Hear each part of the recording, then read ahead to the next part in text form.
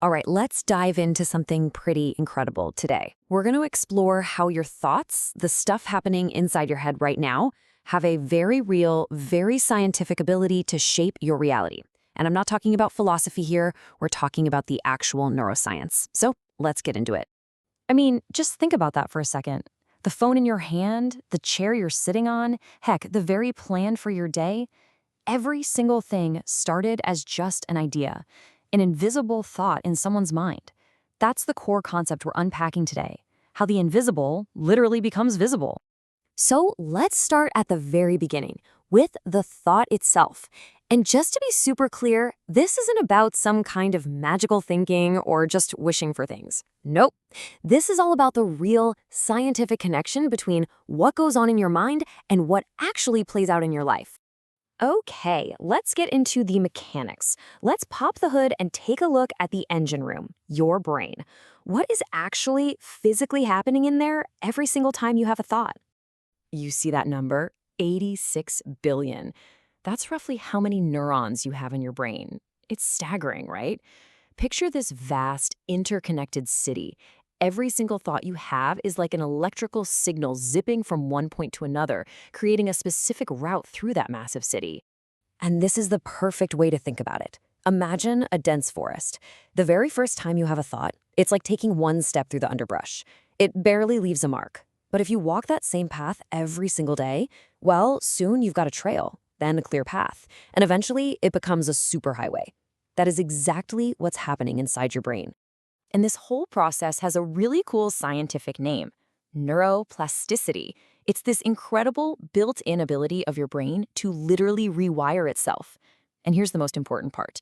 By choosing which thoughts you repeat, you are the architect of your own brain.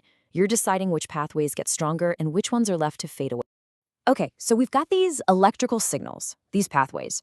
But how do we get from a simple thought to a real physical feeling in your body? Well, it all comes down to a chemical chain reaction.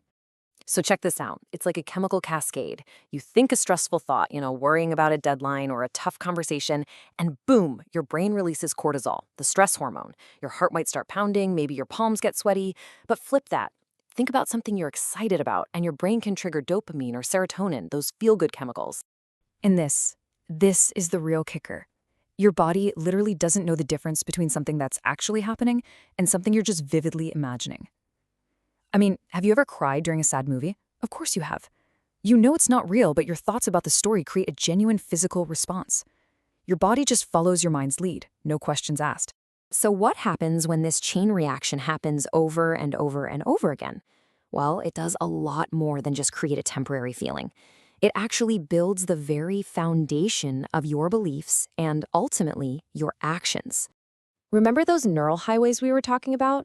When a thought path becomes so well-traveled, so automatic, it hardens into a belief. It becomes your default setting. It's like the subconscious operating system running in the background of your life, quietly shaping almost every single decision you make. I mean, just look at these two paths. They are dramatically different, but they both start from a single core belief. If your subconscious is running the program, "I'm a failure," you're going to naturally avoid new challenges, right? Because you don't want to prove it right. But if your internal program says, "I can learn anything," you'll probably jump at those same challenges. It's the exact same situation, but a totally different outcome, all decided by a thought that was repeated until it became a belief. Okay, so if we're the ones who build these pathways, well, that leads to the most empowering idea of all. We also have the power to change them.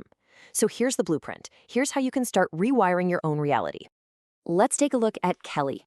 Kelly had this deep-seated belief, this superhighway in her brain that said, "I'm shy and bad with words." So she intentionally started carving a new path. She consciously chose and repeated a new thought. "I speak with clarity and confidence."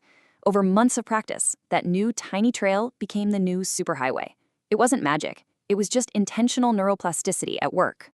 So now it's your turn. Let's make this real. First, just try to identify a few thoughts that are on repeat in your own head. Then, you got to ask that crucial question. Are these thoughts actually building the life I want? And if the answer is no, then just like Kelly, you can try rewriting them. This is literally the first step to carving a new path in your brain. You know, this ancient piece of wisdom, what you think you become, it's not just a nice spiritual saying. As we've just seen, it's a shockingly accurate summary of modern neuroscience. The thoughts that you allow to occupy your mind will absolutely be reflected in your energy, in your actions, and in the end, in your life. So we'll end with this question, something for you to really think about. Every single moment gives you a choice. Every thought you have is like a vote for the person you're becoming. So, based on everything we've just talked about, what thought will you choose to strengthen today?